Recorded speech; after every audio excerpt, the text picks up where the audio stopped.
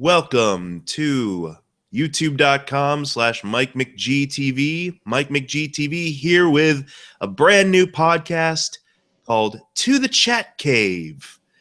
And with this premiere podcast, I'm pleased to bring on a co-host for this that I hope we can maintain this as regularly as possible. Again, Max Andrews from Three Geeks Network podcast place. All right. Yes, I'm from that. From that. And I'll post their links in the channel description as well, so you can go check out their stuff. But we'll be starting up new Three Geeks podcast starting tomorrow, I think.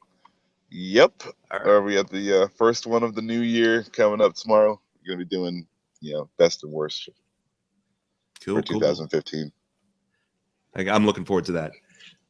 So, in case you haven't figured out by now from the title, this is going to be a very Batman-centric podcast that we're going to try to do. And kind of the genesis of this idea or the reasoning behind it is because I found out through doing Three Geeks regularly that Max and I are avid Batman fans and that we would love to talk Batman, either to praise or to rage. A certain TV show on Fox has proven we can be very kind of not so forgiving with the bat. But yeah. We'll save that maybe for another time. Yeah, let's start it on a positive note. Yeah, let's start on But also the reason I want to kind of get this Batman podcast going was because of the fact I also found out that we listen to quite frequently the podcasts of Kevin Smith. Filmmaker, Clerks director, has written a couple of good DC stories, a couple of questionable DC stories. Yeah, a good Daredevil series. But he had this podcast, or he has this podcast called Fat Man on Batman, where he would interview people with ties to the franchise, or he'd bring on his black co-host Mark Bernardin. To talk about Batman or to do commentaries for the movies. But as they developed more and more, it became more of a catch-all for geek news in general. So lately, they've been really talking up Star Wars, of course, The Flash, a little bit of Batman versus Superman stuff, but really they've kind of branched out beyond Batman, but still call it Fat Man on Batman. And I know they're trying to maybe get back to the interview format or trying to get back to more Batman-related stuff, but, if they're still going for the catch-all with the geek news, good on them. But I figured for those who just want to talk primarily about Batman, why not start up something of our own, Why do we have to kind of hit our head against the wall while we got to sit through more talk about Barry's mom dying for the 50th time and hear how Kevin Smith blubbers like a baby in response to that? Oh man, he even just threw that up. He's like, okay, you guys can watch me live blubbering like a baby when his mom dies, and then, so it's like, it's whatever. But Batman deserves his own podcast space. So I'm happy to be part of that. We're here for the bat. Nice. We're here for the bat. That should be like the logo for us at this point. We're here for the bat. But I figured with this kind of introductory episode, we just maybe talk a little bit about where we got started with the trials and tribulations of Bruce Wayne. At what point did we pick up our first Batman comic or first get exposed to the adventures of the Dark Knight? And actually, Max, I'll let you kind of kick it off here. It's like, what's your history kind of with Batman right now? I actually came to comics late. What did it for me was Batman the Animated Series. I just remember as a kid watching that, and every adventure is just great, and then the two-parters are always just so epic. You're into it the whole time. Everything, it's kind of the first thing that even though it was still, a cartoon and they had some very cartoon episodes, it's the kind of thing that took Batman seriously. And it just, it grabbed me. And Batman is my favorite from that point on. When did that series start? 92, I want to say, after 92. Batman Returns. Yeah. So I am 9 years old, And yeah, Batman Returns came out, and I didn't really like Batman Returns. The first Batman movie was great, and I definitely remember liking those way better than the Superman movies. So yeah, I guess I was always with Batman, but yeah, because the '89 Batman, yeah, I was 6. Mm-hmm. Yep, I'm gonna say that did it for me actually.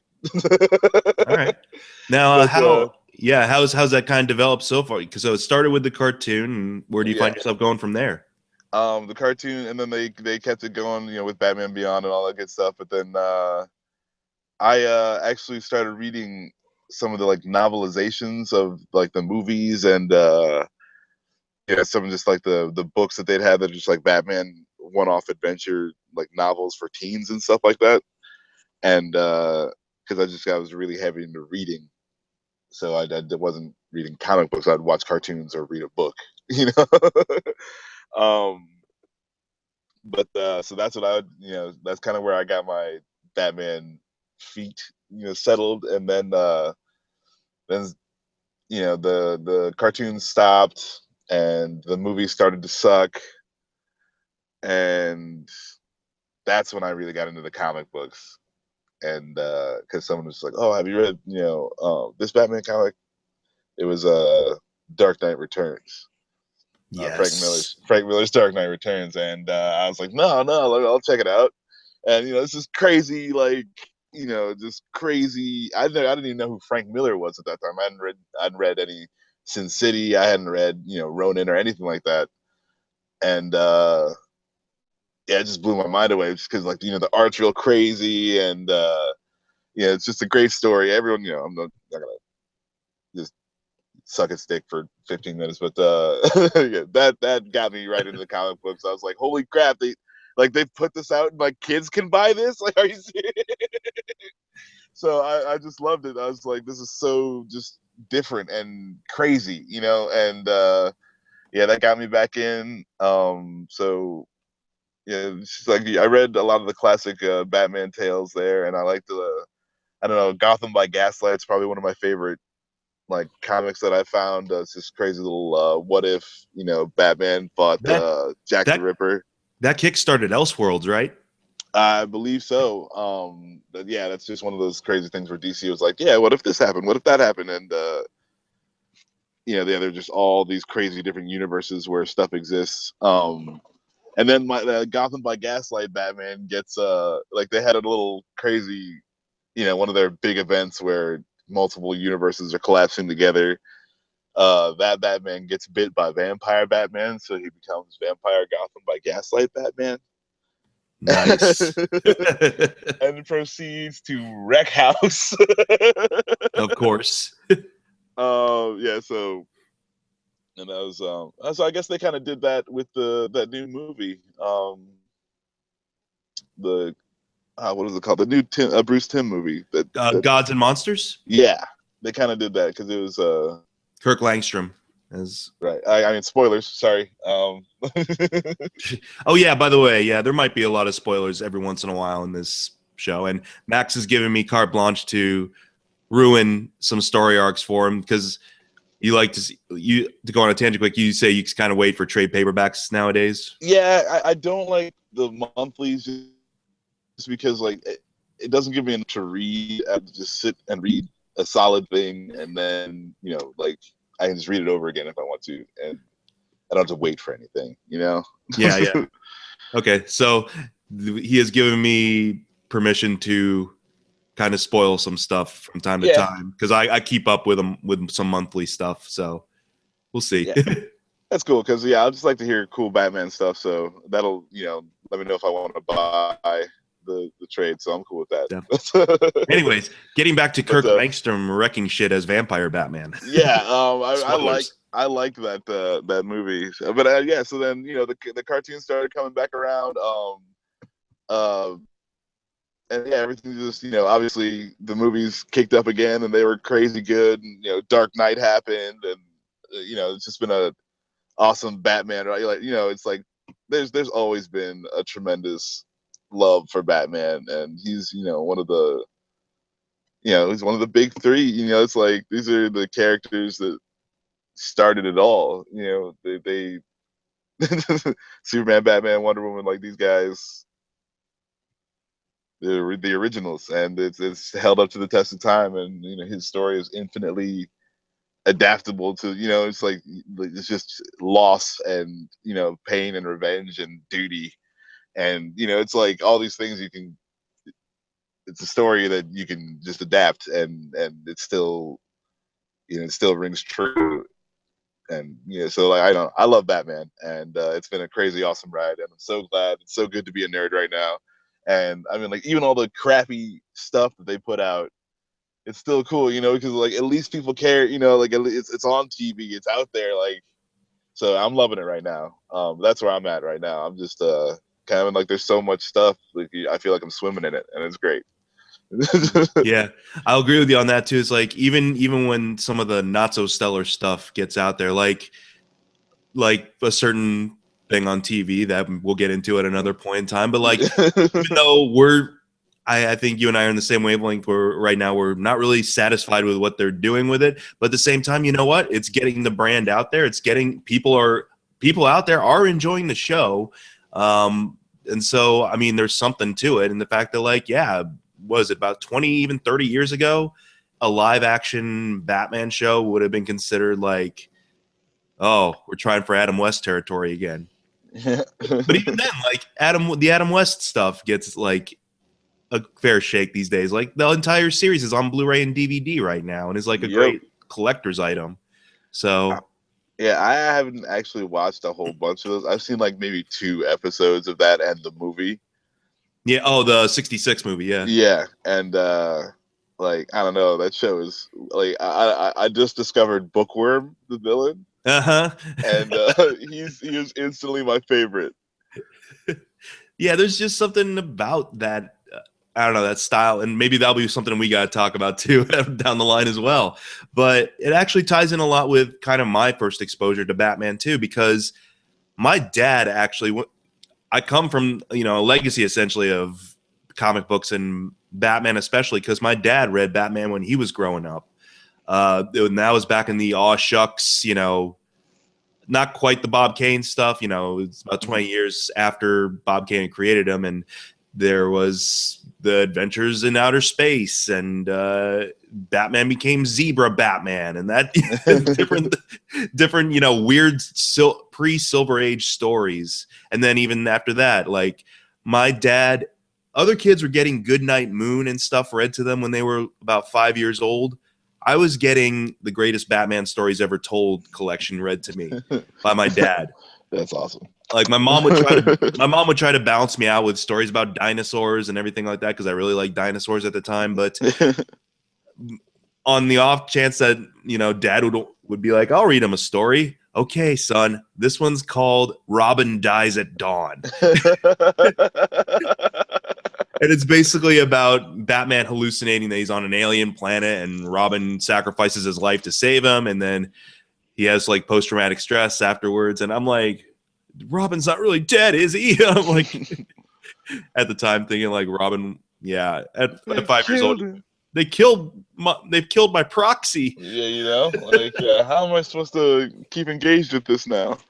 But yeah, I can definitely see the appeal of it when you're little, but as you grow up, you're kind of like, yeah, no, I would rather be Batman. Who wants to be Robin? Yeah, like, because you just feel like Robin's in training to be Batman, so yeah, it's okay. Like, I think that kind of, and it's kind of, and that's kind of the appeal that sustained me throughout the years, is from that idea of like, okay, these are kind of fun, like kiddie stories, but then you read the more adult stuff, like when the Joker comes back in Joker's 5-Way Revenge. Like he was reading that to me when I was like 5 years old. And even then I got the idea of like, wow, this guy's really like sick. And then, but then you go back to the earlier stuff and it's kind of like, oh, well, it's really weird how they went from playful clown to sadistic killer. And even then in that time, I'm like, I get the idea of how characters can be translated by different creators in a way. And that kind of got my creative spark going, I think, for, certain types of storytelling and also art and design. And definitely when stuff like Burton's Batman movies and when definitely the animated series came along, I'm totally agreeing with you. That's, I feel, the penultimate version of Batman in that way they're able to incorporate so many different styles and looks into one unified vision in that series really works for me, and very much influenced a lot of my artistic sensibilities. Like whenever I'm designing characters, like I am right now for a certain project we're working on, I've got the Bruce Timm mindset going. I'm thinking angles. I'm thinking, what's sleek? What's the sleekest way I can, make this character look? And definitely, it was that early exposure to the comics that kept me very interested in the comics up until this point, where I embrace those early stories. I embrace the silliness of the pre-Silver Age stuff. I embrace the Adam West stuff. That was definitely something my dad and I watched when I was growing up. When I was about like 6 or 7, they were running that in syndication next to Star Trek: The Next Generation, I think. And I got into the show, definitely, and my dad was like laughing. I couldn't understand why he was laughing at the time, because I was like, this is so serious. But then as I grow up, I'm like, no, it's not. I'm like, Adam West is hilarious, Egghead, and all that. The villains are just absolutely absurd. And I'm like, why does the Joker have a mustache underneath all his makeup? And it's those little idiosyncrasies you pick up as you grow up. And Batman definitely feels like a mythology for our time that we can maintain a relationship with as we develop. Because again, it's got a little bit of everything for everyone. It's got that sense of lighthearted adventure in some of those stories, but at the same time, there's this darkness within it that we can kind of relate to as we become more complicated as people. Batman becomes more complicated as a person. The fact that he's using the imagery of a demon to inspire hope. I love that kind of antithesis to something like the Joker. Some people kind of say it's like, I don't get what clowns and bats have to do with each other. They don't really. But the idea that like Batman's representing this really dark persona to be a beacon of hope, but on the opposite end, you have someone like the Joker who's garish and gleeful, but at the same time is all about doom and destruction. I'm like, I love that dichotomy between the two. And it's something that, again, you just pick up as you grow up with the character. So yeah, I'm probably never going to lose my love for Batman, especially as more and more people are embracing his mythology, either in TV or movies or the current comics. I mean, like, even still, like, people, like, I compare like Gotham City to like the Wizard of Oz. It's this crazy place where, like like you're saying, the Joker exists and the Riddler, and it's like all these people who are absolutely insane, and it's like just all this craziness going on all the time. So like it's just this wonderful playground where you have these super serious themes, but then he's swinging around like beating guys up in tights, like. So there's this crazy weird, fantastical but also super real element to Batman. Just allows so much to happen. Yeah, I think what you mentioned too is that it's so outrageous, but at the same time, there's this little part of everybody, I feel, whoever engages in a Batman story, there's a little part of us on some level that's saying this could happen. This could go down. For sure. Like Superman, Wonder Woman, they have fun stories and fun adventures, but at the same time, you're like, okay, he's an alien, she's an Amazon, Amazons aren't real. Aquaman, Atlantis isn't real. I'm sure if I got hit by lightning and chemicals, I'd just get 3rd-degree burns as opposed to super speed, that type of thing. With Batman, dude, the Flash is probably the second most real character. You feel? Yeah. I guess. I'd say it probably goes Batman, Flash, Green Lantern.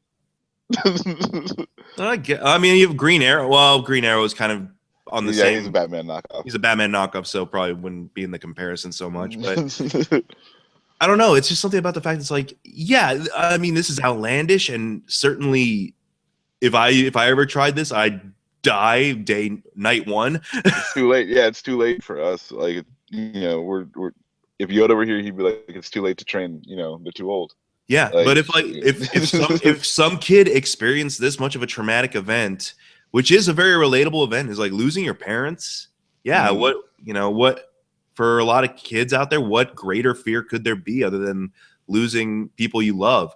And and that and also reversely for parents, it's like the greatest fear because what would happen if all of a sudden your child was alone?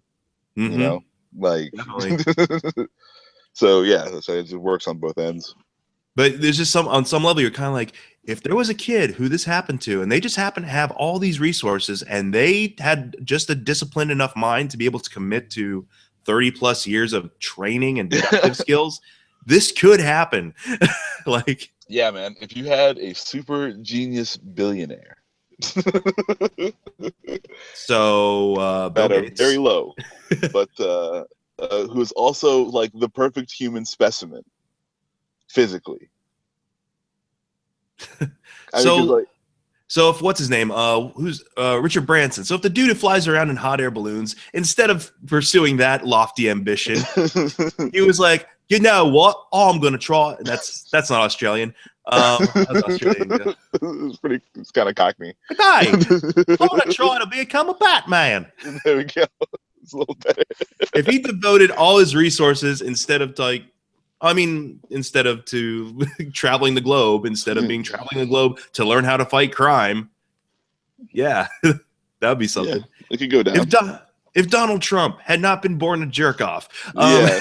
he could have been the Oh Batman. man. No, poor guy. Yeah, well, now we're All the getting money topic. and none of the other good stuff about Batman. Oh, he's Poor Lex Donald Trump. Luthor. He's Lex Yeah. Luthor straight up. In a way, Lex Luthor's more the antithesis to Bruce Wayne than the Joker, if anything, because he's a billionaire and a millionaire who goes completely the opposite way. All his training, all his scientific endeavors, they're meant to kind of work against humanity or work against the greater good. Well, yeah. Well, he considers the greater good of Lex Luthor is the greater good of humanity. Like they equal the same thing to him. Yeah. But at the same time, he kind of puts himself not above humanity, but like he's seeing like it'd be just better if I was in charge. Well, yeah, that's what I'm saying. Like it's like if everyone just let me run everything, and as long as we protect me, and I'm held in this high regard, as long as everyone knows that I'm the one who brought us all here, we're fine. I think that's also kind of the part of the character of Batman that I feel is appealing too. In that after the Silver Age stuff and his aw shucks phase, that his personality is somewhat on the line of a villain almost, where he's saying like, you know what, the world would be better if I would be able to do whatever I could and was in charge of stuff and get rid of crime altogether. But at the same time, that's something he needs to keep in check for himself. Yeah. He doesn't do. I mean, he does a okay job, but at the same time, it doesn't mean it wins him over any friends. Really, like I love the fact that he can be very antagonistic towards other heroes. That he's not, he's not all buddy buddy with Superman or Wonder Woman from time to time. Oh yeah, no, it's like I don't know if he should post like above the door to the Batcave, like abandon all hope, all ye who enter here. Like, Yeah, like um, and God, it's who like, wants to hang out with this guy? and Batman's motto is like trust no one. Okay, that's his absolute motto. So I mean, like, yeah, there's a super creepy like he has to know, like he's watching you. That's the thing, like. He's insane. He's absolutely insane. So there's that whole like fascist kind of Well, his kind of fanatical, side, yeah, it's his fanatical commitment to the mission, right? in which like you kind of respect him for it, but at the same time you're like, geez, man, go out. It's like, You know, like have fun. Like there's fun out there too. But no, that's like wasting time to him. yeah, I just recently reread some of my Batman Black and White trade paperbacks, and there was one story in which there was this guy, and he's now working like as a janitor, but he's like regaling this tale about how he was part of like a break-in at one time, but he really didn't do much. He was just kind of there as an accomplice, and Batman came in and stopped the crime, and he was like, I'm sorry, I won't do it ever again. And Batman's like, I'll be watching, and lets him go. And so the dude like is constantly like, I mean, he goes straight and he's living a good life now, a simple good life at least, and not committed to any crimes at all. But he's like, I know he's really not out there watching, but deep down part of me believes he still is. And then he goes to sleep, and then outside the window, sure enough, Batman's still watching. I'm like, part of me is like, oh well, that's kind of cool that like he's committed to the mission, but I'm like, geez, man, leave the dude alone. It's been 8 years, dude. Yeah, exactly. It's like, oh my god, Batman really does look over everybody. It's like, That's what I'm saying. Like, he's like always had the Bat computer because he's always needed. It couldn't ever be. Could you imagine if he had hard files? If he had to do everything by paper, like the Batcave is depicted as huge already, but could you imagine how huge it would have to be to house all the files that Batman has on everybody? jeez Louise. I mean, that'd be a library unto itself. It'd be Yeah, like the Library of Congress has got nothing on that thing, and it's like, yeah, that would just be absurd. So that's why they've always had him have this Bat computer who could crunch all the numbers and give him the answers that he needs. But but also, well, to tie into that, it's believable, but still not believable thing is that as crazy as it sounds that he might have those hard copies all over the place, he probably has all those compacted in his mind somewhere. Like it Yeah, gets fair to enough. be like Sherlock levels of absurd with his deductive reasoning. Yeah, that's fair. But I do believe that's like a aspect of the character that it all depends on the writer. It depends on who's writing him too. And we've had several iterations of Batman that the reaction to the character or the response to the character has been wholly determined on who's writing him. Like I felt Frank Miller got a good handle of him in Dark Knight Returns, where he's talking kind of maybe a little bit more along the lines of a fascist, but at the same time he's methodical. He's not completely disconnected. Later Frank Miller stories, yeah, well, goddamn Batman and everything, but yeah, it goes off the rails a little bit. But that's why we love Frank Miller, because he goes off the rails, but he does it with style. yeah. I'd have to say, so we mentioned, kind of our start with Batman, our start with where we were first introduced to the characters. At this point right now in your life, looking back a little bit, what do you feel to you was the ultimate Batman story arc? I know there's a lot of good ones out there. What do you feel, out of all of them, like which one would you consider your favorite out of all of them? Oh my goodness. Like, okay, out of all media and all Batman stories. Yeah, definitely. Like movies, Oh my TV God. show.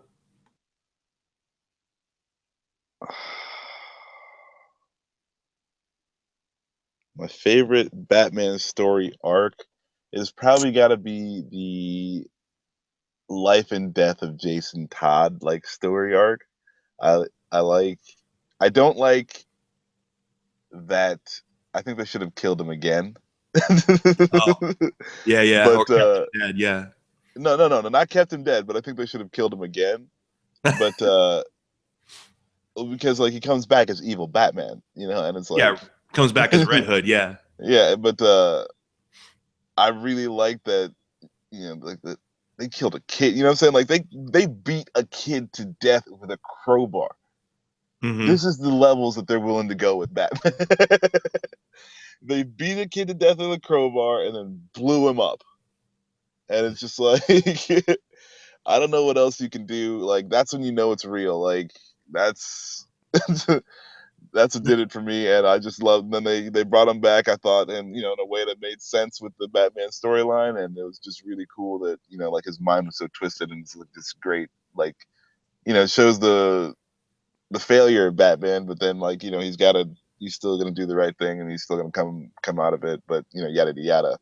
Yeah. But yeah, the Jason Todd storyline because and then also I think it's funny just because like people voted to have him killed. I was So, about to say, yeah, it's like the fans demanded to get rid of him. It's like, yeah, because they hated him so much. But then like since he became the most hated Robin of all time, it kind of like gives him this like niche. You know what I'm saying? Like in the Hall of Fame, he's still in the Hall of Fame as the most hated mm-hmm. Robin. So it's like cool. He's got a display case. He's got his display case in the Batcave, even after he's dead or after he comes back to life. I mean, yeah. So no, I liked that. That was a really good one for me. I think that's my favorite. And then like also they made the Under the Red Hood movie, the cartoon, and I really really liked that one. And yeah, I don't know. That's probably it for me. I'd have to say it's hard too because there's a lot of recent Batman story arcs that I really enjoyed. I really liked what they did with the Joker in the New 52 so far, with Scott Snyder's run. Yeah, and you can just consider his run up until now like all one story from yeah, they've been at it for like 2 years or something, like 3 years. The The Court of Owls stuff. Like I said, the reemergence of the Joker, the 0 year stuff. It's all the way he's intricately connected, not just the Batman history, but Batman's history into the city of Gotham itself. Like you could consider that all just one story. But I'd have to say before that, like the story arc that really got my attention and really made me kind of look at comics in a more serious way, with regard, not just with regards to like characters maybe, but with regards to styles and how they go in and out of fashion a lot, was I would want to say from around the Jason Todd death stuff to Nightfall and Night's End, because it's not the best written Batman story. And it's definitely, it was handled by several different writers, and it did give us Bane, but at the same time, like Bane seemed like I was kind of hoping like more for one of the bigger villains to be kind of the orchestrator of events behind Nightfall.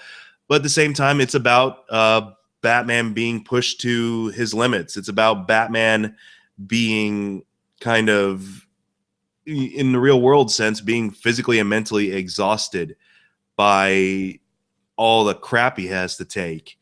And eventually Bane comes along and ends up freeing all of his enemies and setting them loose, and it wears and tears on him even more, to the point that he is physically broken. Very much the influence of some of the Dark Knight Rises stuff, where Batman gets his back broken by Bane and has to retire, has to give up. And he ends up passing the mantle along to another costume vigilante named Azrael, who's more unstable. He's a kind of a religious zealot in a way, but he ends up like redesigning the Batman arsenal and costume to fit more in line with his Azrael personality. And he's more vicious, more ruthless. He allows innocent people to die at times.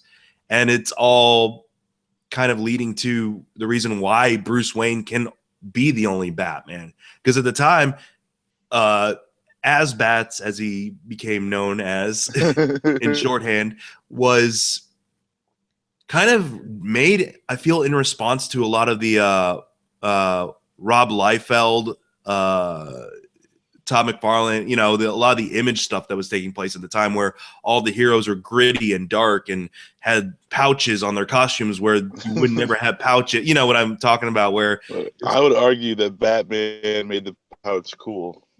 Oh, he makes the pouch work, but at the same time, you don't have like Batman like covered his whole forearm covered in pouches and stuff. It's just on the belt. It makes sense for the belt. But like, I feel like, yeah, As-Bats was kind of designed being like, okay, everyone seems to be wanting to eat up all these darker superheroes who aren't really heroes, they're more anti-heroes.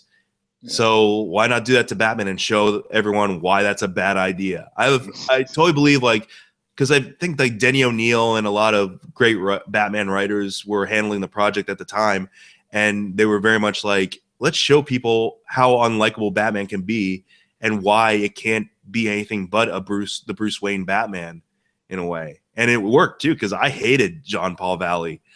There were times I sympathized with him because he was insane, and he couldn't really help his programming. But at the same time, I'm like, just bring back Bruce. So it was kind of a frustrating, but at the same time, entertaining way at kind of inside baseball look at how comics are made. And I definitely enjoyed it more than Death of Superman, I want to say. Yeah. This is a Batman show. We're not going to discuss that guy over here. Well, I that mean, fiasco. I mean, he'll eventually have to He'll come up. definitely come You know, up. Yeah, he'll definitely come up. But no, yeah, Batman is always hands down better than Superman. I think that everything was handled better. But definitely. Mike, unfortunately, I gotta cut it short today. Oh yeah, I certainly. gotta get going. But what we're gonna end up doing is we'll try to do this on the regular, maybe from time to time, and like I said, not just do kind of recalling stories, but maybe some top 10 lists, maybe some reviews of certain trades or comics or DVDs. Even maybe we'll even do a commentary here or there on Batman episodes or a Batman movie. We'll see. But thank you for listening. This has been To the Chat Cave with Mike McGee and Max Andrews. Check out Max Andrews at 3 Geeks Podcast Network, like I said, YouTube thing. And have a great day, everybody. Light your bat signal proud. We'll think of a way. I don't know. Oh, yeah, the bat signal's on. We must rest, save the day. Yep. Or the Onward. chat signal, I guess. Yep. Up and away. Oh, wait. Damn it. That's not right. All right. All right. Peace out. All right. Yeah, have a good one. All right, Mike.